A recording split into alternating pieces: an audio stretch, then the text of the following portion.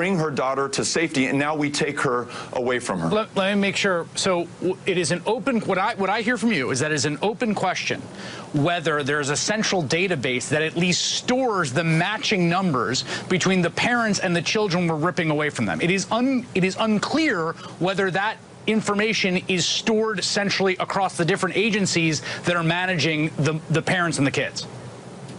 The people that I've spoken with in Customs and Border Protection cannot answer the question.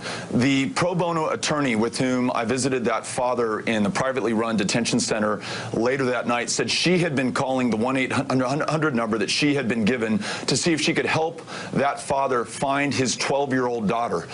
They've been looking for 5 days and cannot make the connection. I'm not saying that it doesn't exist, but a member of Congress, somebody who's in charge of a processing center in the busiest Border Patrol sector in the country, an attorney who's working for a client, none of us have been able to find the answer. This is because, in part, my belief, this is brand new for the United States of America, at least in my lifetime.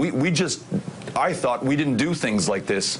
We're not prepared to do things like this, but in fact, we're doing things like this not too far from my hometown where I'm raising my 11, 9, and 7-year-old. We're building a tent city. There are already 100 kids in Tornillo, and it's 100 degrees in El Paso in June, and they're going to be there, we think, at a minimum for 2 months, but the reality is no one knows.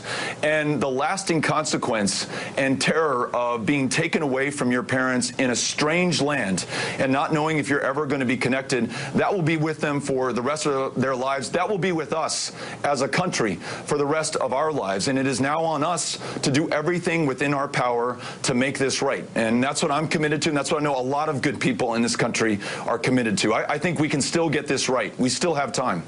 All right, Beto O'Rourke, thank you very much for your time. Thank you.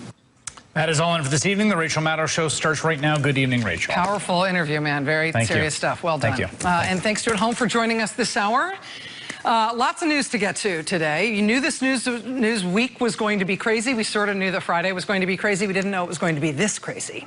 And this historic. Today is the day in American history that the sitting president's campaign chairman was remanded into federal custody, put in jail.